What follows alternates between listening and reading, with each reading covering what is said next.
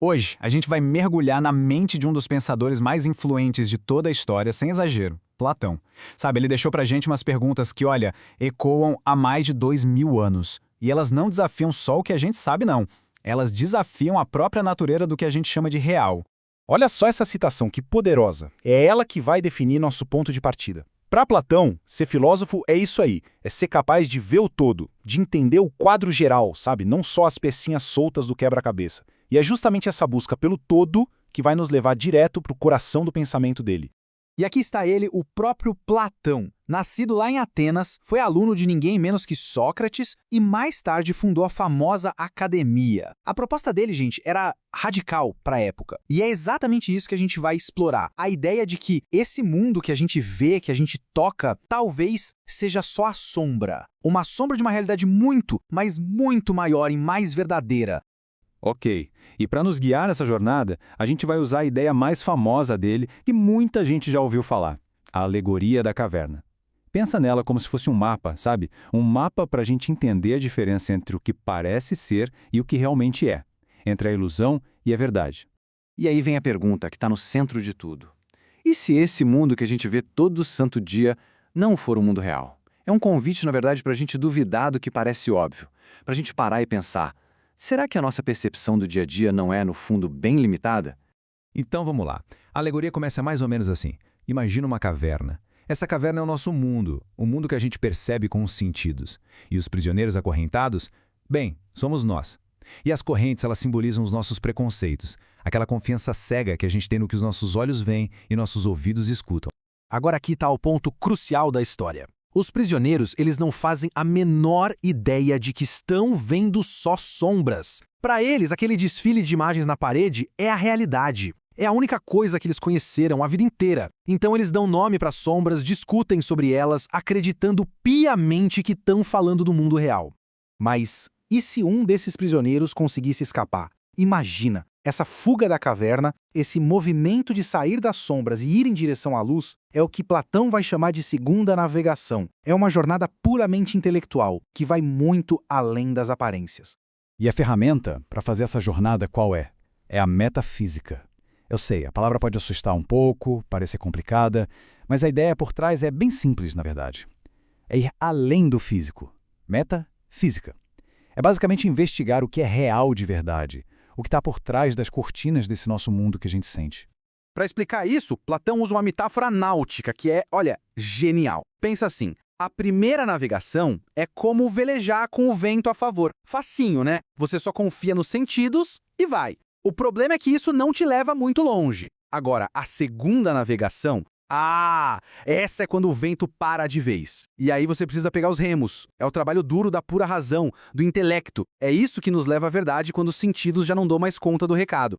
E o ponto principal aqui é a dificuldade dessa jornada, tá? Para Platão, filosofia não é um passatempo. É um esforço que exige muito. É o ato de, literalmente, virar as costas para aquilo que é fácil, que é confortável, ou seja, as sombras, para encarar de frente a luz ofuscante da verdade. Beleza. Então, o que esse prisioneiro que se libertou encontra lá fora da caverna? O que tem lá? Ele descobre a verdadeira realidade, aquilo que Platão chamou de mundo das ideias, ou, como alguns traduzem, mundo das formas.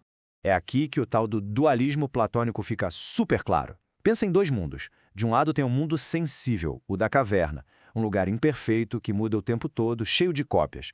É o mundo que a gente percebe com os sentidos. Do outro lado, tem o mundo das ideias, o mundo real. Esse sim é perfeito, eterno, não muda nunca. E ele só pode ser acessado pela razão. Para ficar mais fácil de entender, pensa no seguinte. Aqui no nosso mundo, a gente vê um monte de coisas que considera belas, certo? Mas tudo isso envelhece, se quebra, desaparece. Para Platão, essas coisas só são belas porque elas participam da ideia perfeita e eterna de beleza, o belo em si. Essa ideia, com I maiúsculo, existe lá no mundo das ideias. É o modelo original, a forma perfeita. Certo. Então nosso filósofo prisioneiro viu a luz, conheceu a verdade. E essa é a grande virada ética e política do pensamento de Platão. Pensa bem, depois de ver o sol, de ver a verdade, por que raios alguém voltaria para a escuridão da caverna? A tentação de ficar lá fora, no mundo iluminado, com certeza é gigantesca. A resposta de Platão para isso é bem direta. Conhecimento não é um privilégio pessoal, é uma ferramenta para o bem de todo mundo. O filósofo, então, tem o dever, a responsabilidade de voltar para ajudar a libertar os outros, mesmo que ninguém acredite nele, mesmo que seja ridicularizado. E essa ideia toda não fica só na teoria, não. Ela se transforma num projeto político na sua obra mais famosa, A República. Lá, ele descreve a cidade ideal, que seria governada justamente por quem viu a luz, os governantes filósofos. E o ponto é que eles não querem o poder por dinheiro ou por fama. Eles aceitam governar como um dever, guiando a cidade com base no conhecimento verdadeiro da justiça e do bem. Bom, e para a gente ir fechando, vamos dar uma olhada no impacto gigantesco que essas ideias tiveram ao longo da nossa história. Essa linha do tempo aqui dá uma ideia geral da vida dele. Dá para ver que a execução do seu mestre, Sócrates, foi um baque, um evento super traumático que o marcou para sempre. Já a fundação da academia, por outro lado, foi a grande resposta dele. Foi a tentativa de criar um lugar seguro para a filosofia florescer, um lugar que formou líderes e pensadores por, pasmem, quase 900 anos.